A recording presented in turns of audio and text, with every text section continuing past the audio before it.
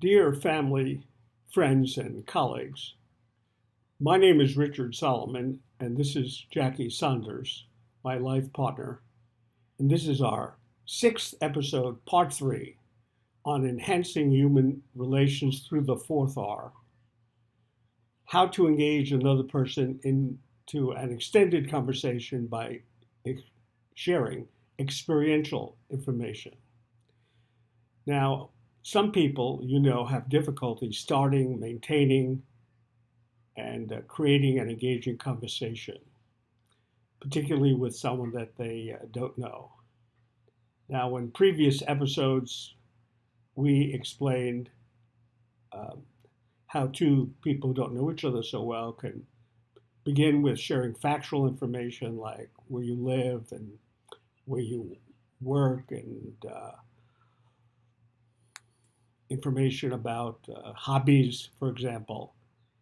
And we also engaged in a conversation about conceptual information. That's more complex information like your goals and your purpose, etc. But today we're going into a deeper degree of sharing, and we're going to be sharing experiential information. What is experiential information? These are critical moments in one's life that you experienced or that you witnessed.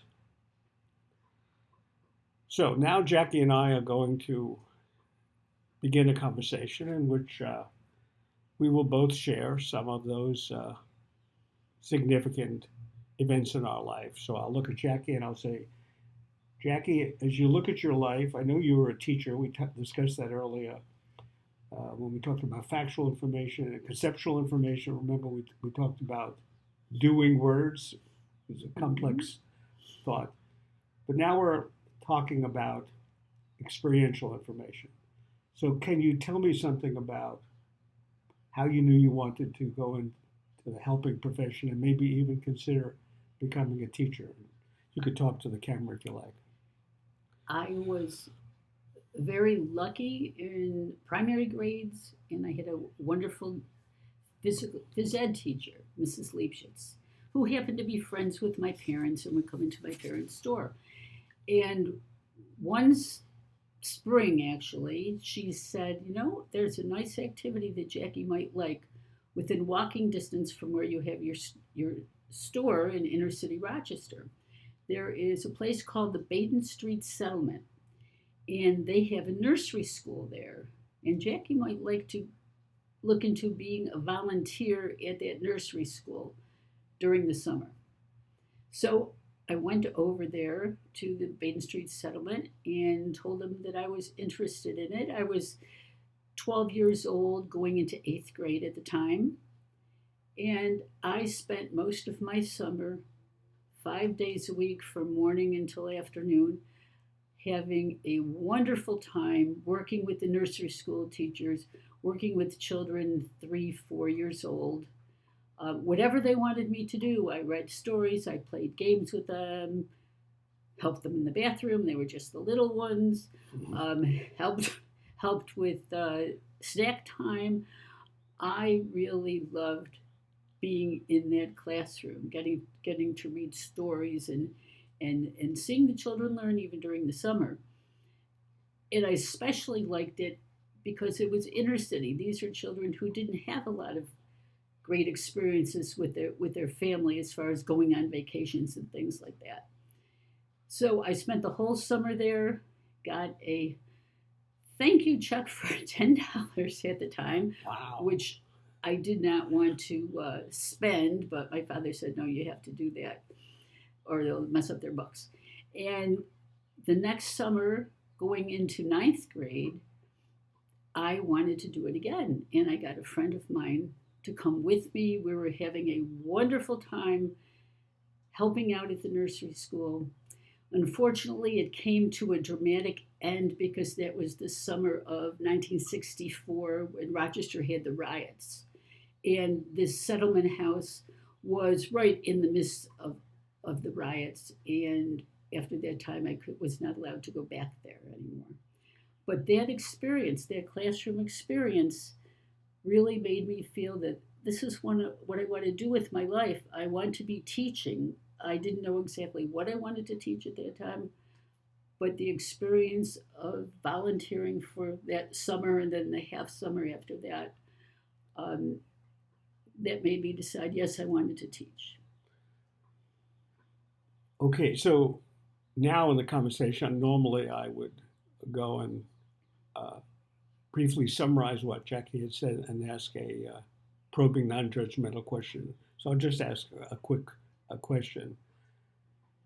It's amazing to me that at age 12, you had this experience, this significant, this seminal experience in your life, and you somehow just knew that you wanted to work with little children. Um, Here's a hard thing to explain. How did you know that this was for you? Was it because it was easy, because you liked it, because you liked the age group? How did you know? I knew because I came in the morning and I saw the smiles on their faces with whatever we had planned, whatever we were doing. I was encouraged by the adults teaching, and the parents were delighted. Um, I saw their smiles, and when I left, I had a smile on my face. So the kids, the teachers, the parents all gave you what I call constructive positive feedback, and you knew that this was for you. Exactly. Okay, so Exactly. let's reverse roles, and you can ask me a tell me question about Well, anything you like. now, Richard, I'd like you to tell me and our friends out there, what experience did you have that got you interested in teaching? Okay, this is a long story, but I'm going to make it very short. I don't want to bore people with details. My parents were not born in this country. My father was born in Belarus. It wasn't called Belarus then, it was called White Russia. My mother was born in Czechoslovakia. They didn't understand American life. They certainly couldn't advise me as to what I would do for a profession. My dad, for example, never graduated from high school. But I had a fifth grade teacher, Mr. Norman Kraft. And not only did he teach me fifth grade, but he played ball with me in the after school center. He played basketball with me, punchball with me, football with me, handball with me. And I thought this was unbelievable. So I decided one day after school, I asked Mr. Kraft, can I ask you a question, sir? I really have a question. I'd like to find out something. He said, sure. Richie, I was then called Richie, 10 years old. I said, I know you get paid as a teacher, but do you actually get paid to play ball with me? He says, yes, yes. I said, this is fantastic. I'm going to tell my mother and father exactly what I'm going to do. So I went home. During that weekend, I told my parents proudly, I'm going to become a fifth grade teacher and I'm going to run an after school center. And I'm going to get paid for that because that's what Mr. Kraft did. And my father says to me, but how do you do that? I said, I don't know. He says, go and ask him. So the following week, I said, Mr. Kraft, I didn't say I have a follow-up question. I said, Mr. Kraft, can I ask you another question? My father wanted me to ask you a question. I don't know the answer is. How do you become a teacher? He said, you go to school. I am in school now. He says, no, no, no. You're in elementary, then you go to middle, then you go to high school, then you go to college, and then you become a teacher. You study teaching. And that exactly is why I became a teacher, fifth grade teacher, and run an after school center. Now, the truth of the matter is, I have taught fifth grade.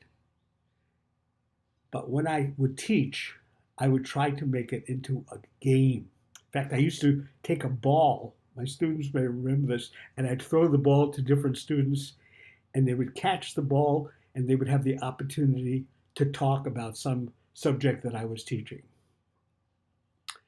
We don't have time for Jackie to ask me, unless you have a question you want to ask me. No, Okay, no, fine. that's fine. I did more You than explained it all. I did more than my job. So what we urge all of you to do is to practice exchanging experiential information, important information that has occurred in your life or that you witnessed. And try, if you can, to talk to someone on this experiential conversational level with someone you don't know. Now, in the next episode, we're going to be talking about something even more interesting, I think. We're going to talk about emotional conversational information, right? We could talk about facts, concepts, experiences. We can also talk about our emotions. And that'll be the nature of the next episode. Now, if you want to reach me or pose questions, just go to my email address, rdsolomonphd@gmail.com. Or you could place questions on my Facebook page or my Instagram page. And of course, we invite you to share these episodes with your friends and colleagues and teammates, if you will. These video episodes can also be found on TikTok, YouTube, Instagram, and Twitter. So thank you so much for watching these videos, and we hope to see you again. Bye. Bye.